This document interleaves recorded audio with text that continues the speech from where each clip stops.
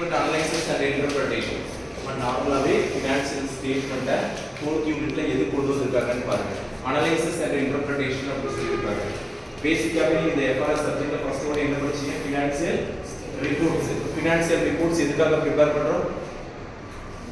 financial reports எதுக்காக prepare பண்றோம்? whether it is profit or loss அப்படிங்கறது பார்க்கறோம். ஓகேவா? அந்த ரிப்போர்ட்டை அனலைசிஸ் பண்ண சொல்லிருக்காங்க and interpretation பண்ண சொல்லிருக்காங்க. அனலைசிஸ்னா என்ன?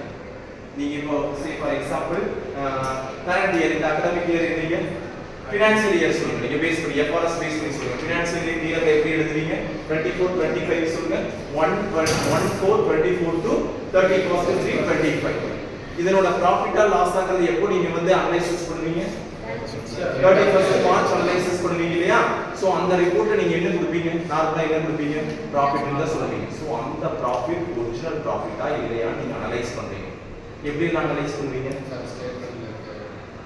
say for example என்னென்னலாம் சொல்லலாம்? அனலைசிஸ்ங்கிறது அதுதான். இது உண்மையா கொடுத்திருக்காங்க டேட்டா அப்படிங்கறது எப்படி அனலைசிஸ் பண்ணுவீங்க? profit ன்னு சொன்னா profit ன்னு அக்செப்ட் பண்ணிக்க முடியுமா? கண்டிப்பா முடியாது. லாஸ் ன்னு சொன்னாலும் லாஸ் ன்னு அக்செப்ட் பண்ண முடியாது. சோ ரெண்டு விஷயத்துக்குமே கண்டிப்பா உங்களுக்கு அந்த இடத்துல வந்து எக்ஸ்பிளனேஷன் தேவைப்படுது.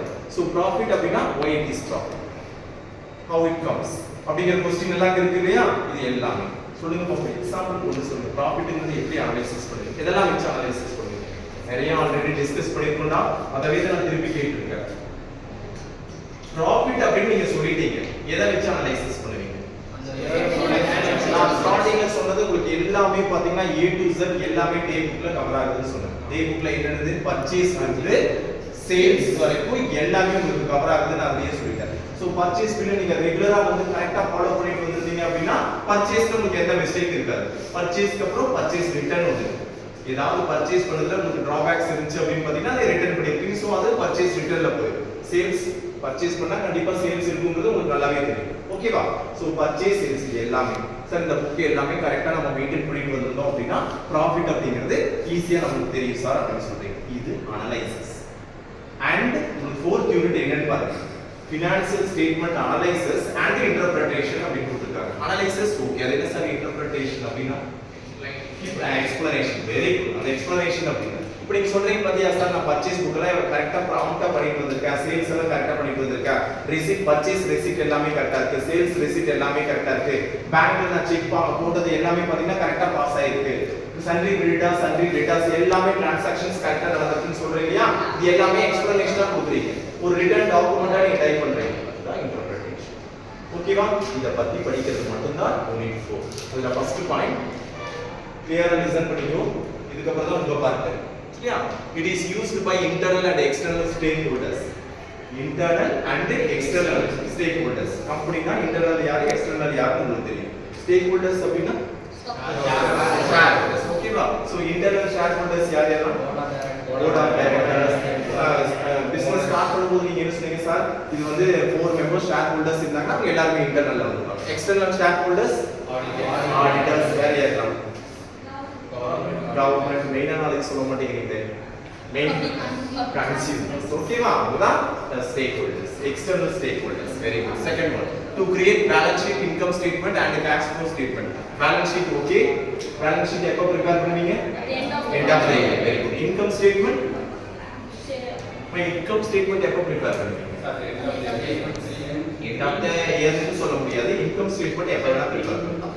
ஓகேவா? எக்ஸாம்பிள் எப்பெல்லாம் உங்களுக்கு நீடட் இருக்கோ அப்பெல்லாம் prepare பண்ணுங்க. And cash flow statement, cash flow statement and fund flow statement. நான் எப்படி சொன்ன cash flow ஸ்டேட்மென்ட் என்னன்னு சொன்னேன் மறந்துட்டீங்க கொஞ்சம் பேக் ஆயிடுச்சு.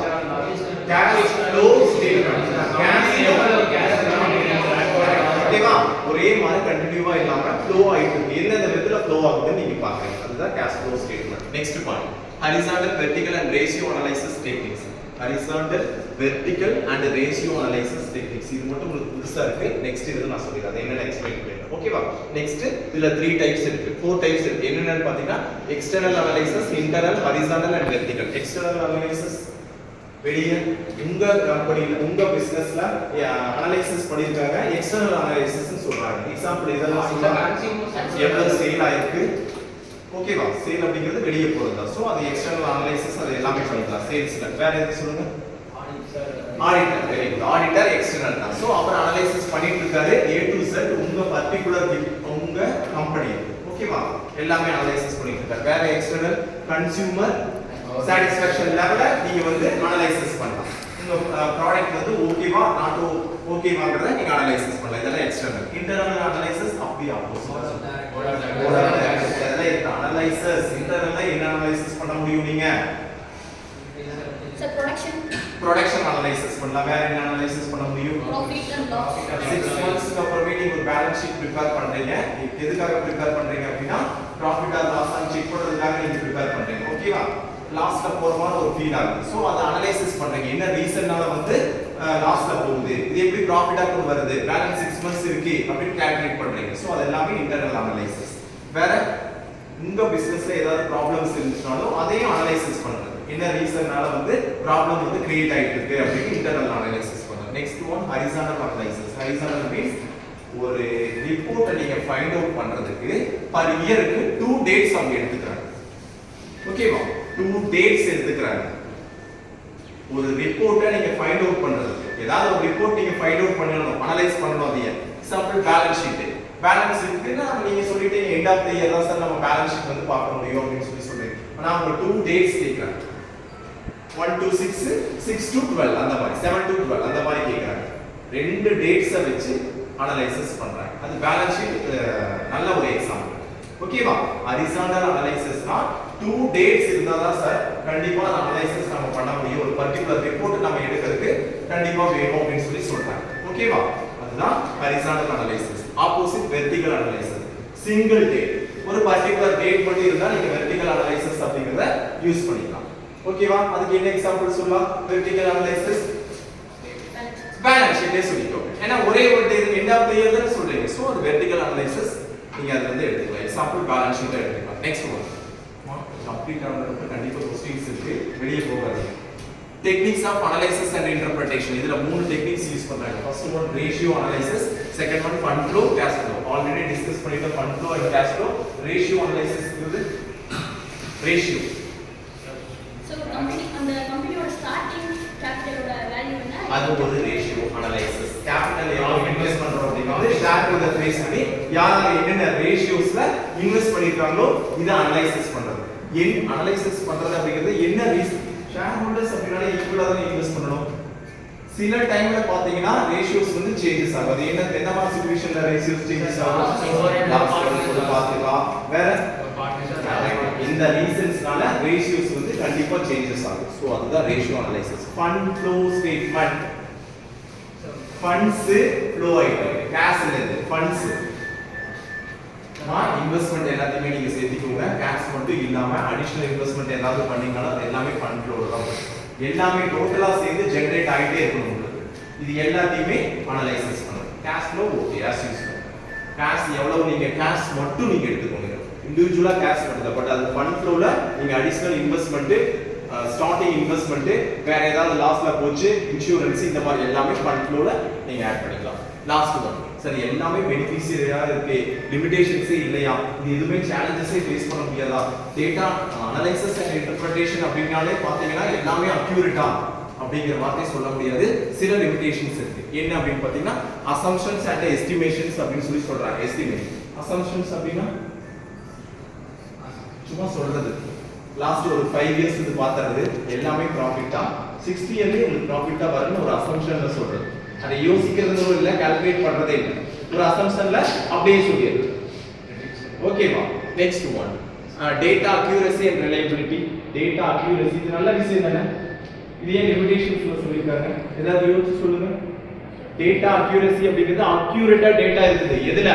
ஃபினான்ஷியல் அனலைசிஸ் அண்ட் இன்டர்பிரேஷன்ல அக்யூரசியா டேட்டா கொடுக்குறாங்கப்பா. பிளஸ் ரிலையபிலிட்டி சொல்லிருக்காங்க. ரிலையபிலிட்டி அப்படின்னா நம்பர் தகுந்த மாதிரி இருக்கு டேட்டா எல்லாமே. இது நல்ல விஷயம் தானே. இது ஏன் லிமிடேஷன்ஸ்ல கொண்டு போயிருக்காங்க? ஏதாவது ரீசன் இருக்கா? பாசிட்டிவ் பாயிண்டா நெகட்டிவ் பாயிண்ட்ல கொண்டு போய் சொல்லிருக்காங்க. இது ஒரு ஒன் ஆஃப் தி லிமிடேஷன் அப்படின்னு சொல்லி சொல்றாங்க. என்ன ரீசன்? டேட்டா அக்யூரசியா இருக்குது ஒரு நெகட்டிவ் அப்படின்னு சொல்றாங்க. ரிலையபிலிட்டியா இருக்குது ஒரு நெகட்டிவ் அப்படின்னு சொல்றாங்க. என்னவா இருக்கு? எல்லா இடத்துலயும் ஒரிஜினல் டேட்டா நீங்க காமிக்க முடியாது. சில இடத்துல அது நீங்க அன்னைக்கு ஒரு எக்ஸாம்பிள் சொன்னீங்க. Very good. Tax tax pay பண்ணும்போது நீங்க ஒரிஜினல் டேட்டா காமிப்பீங்களா? கண்டிப்பா அந்த ஒரிஜினல் வேல்யூ காமிக்கணும். சோ அந்த டேட்டா அக்யூரசியே அந்த இடத்துல லிமிடேஷனா மாறும், நெகட்டிவா மாறும்னு சொல்றாங்க.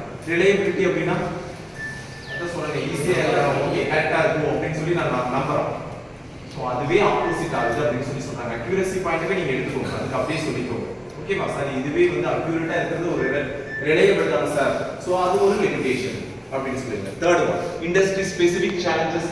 இண்டஸ்ட்ரி இப்போ பிசினஸ் சைடுல என்னென்ன சேலஞ்சஸ் எல்லாம் ஃபேஸ் பண்ணுவீங்க சார்? இதெல்லாம் ஃபேஸ் பண்ணி தான் சார் நான் மேல வரணும் பிசினஸ் அப்படின்னா competition. Very good. Second one எதுப்பா? பிரைஸ். ஏதாவது பிரைஸ் சேஞ்சஸ். பிரைஸ் வந்து ஸ்டெபிலிட்டியா இல்லாம சேஞ்சஸ் ஆகிட்டே இருக்கு சார். இதனால இதை எங்களுக்கு ஃபேஸ் பண்றது கொஞ்சம் சேலஞ்சஸா இருக்கு. வேற கன்சியூமர். Very good. அவங்க சாட்டிஸ்ஃபேக்ஷன் லெவல் வந்து எங்களால வந்து ஒரே மாதிரி கான்ஸ்டன்ட்டா இல்ல, சேஞ்சஸ் ஆகிட்டே இருக்கு. சோ அதனால வந்து எங்களுக்கு இது ஒரு சேலஞ்சா இருக்கு அப்படின்னு சொல்லி சொல்றீங்க. Next one raw material demands. இந்த மாதிரி என்னென்ன சேலஞ்சஸ் எல்லாம் ஃபேஸ் பண்றீங்களோ அது லிமிடேஷன்ஸ்ல காமிச்சிருக்கேன். Last one regulatory and accounting changes. Regulatory act. திடீர்னு ஒரு ஆக்ட் கொண்டு வராங்க. லாஸ்ட் இயர் இந்த ஆக்ட் இருந்துச்சு. நீங்க இந்த பிசினஸ் ஸ்டார்ட் பண்ணீங்கன்னா ஒரு ஷேர் ஹோல்டர்ஸ் இருக்கீங்க, எவ்வளவு மெம்பர்ஸ் இருக்காங்க. சோ பிரைவேட் கம்பெனியா பப்ளிக் கம்பெனி அப்படிங்கறது நீங்க டிசைட் பண்ணிருப்பீங்க ஆல்ரெடி. சோ பிரைவேட் கம்பெனில இவ்வளவு மெம்பர்ஸ் இருந்தாங்கன்னா இந்த ரெஸ்ட்ரிக்ஷன்ஸ் எல்லாம் இருக்குது. இந்த இயர்ல இருந்து இந்த மாதிரி நாங்க கொண்டு வரோம் அப்படின்னு ஏதாவது உங்களுக்கு புதுசா வந்து ஒரு ஆக்ட் வரலாம். வேற ஏதாவது ஆக்ட்? வேட் இருந்துச்சு சார், ஜிஎஸ்டியா மாறிடுச்சு. இந்த ஆக்ட் எப்ப கொண்டு வந்தாங்க அப்படின்னு திடீர்னு வேட்ல இருந்து ஜிஎஸ்டி வந்து எங்களுக்கு கொஞ்சம் ப்ராப்ளமா இருக்கு சார் அப்படின்னு சொல்றீங்க. இந்த மாதிரி ஆக்ட் ஏதாவது இருந்தா அது ஒரு லிமிடேஷன்ஸ் அப்படின்னு சொல்லி சொல்றாங்க. அதனால ஆக்ட் மட்டும் எழுதி வச்சுக்கோங்க. Next one accounting changes. அக்கவுண்டிங்ல என்ன சேஞ்சஸ் வரும்? நம்ம அக்கவுண்டிங்ல சேஞ்சஸ் வருமாப்பா? கண்டிப்பா இருக்கு. கொஞ்சம் யோசிச்சுங்க சொல்லுங்க. அக்கவுண்டிங்ல என்னென்ன சேஞ்சஸ் வரும்? அக்கவுண்டிங்ல என்னென்ன சேஞ்சஸ் வரும்? Accounting right. ஓகே. அக்கவுண்டிங்ல கண்டிப்பா அதனால தான் ஆடிட்டர் கிட்ட போகுது. இன்டர்னல் ஆடிட்டிங் பண்றீங்க, எக்ஸ்டர்னல் ஆடிட்டிங் பண்ணிட்டே தான் இருக்கீங்க. கண்டிப்பா மிஸ்டேக் இல்லாம யாருமே கொண்டு வர மாட்டீங்க. சோ இது ஒரு சேஞ்சஸ். ஒரு சேஞ்சஸ். வேற எதுமா சந்தோஷப்பா? Accounting standards. Very good. Accounting standards IFRS ஸ்டாண்டர்ட்ல பாத்தீங்கன்னா 10 க்கு அப்புறம் டைரக்டா 15 க்கு வந்துருச்சு. அந்த லாஸ்ட் 4 இல்ல. சோ அக்கவுண்டிங் ஸ்டாண்டர்ட்ஸ்ல சேஞ்சஸ் கொண்டு வந்துட்டே இருக்காங்க சார். இதனால இதுவும் ஒரு லிமிடேஷன் அப்படின்னு சொல்லி சொல்றேன். ஓகேவா? கிளியரா? क्वेश्चन கேட்கலாமா? கிளியர் தானே?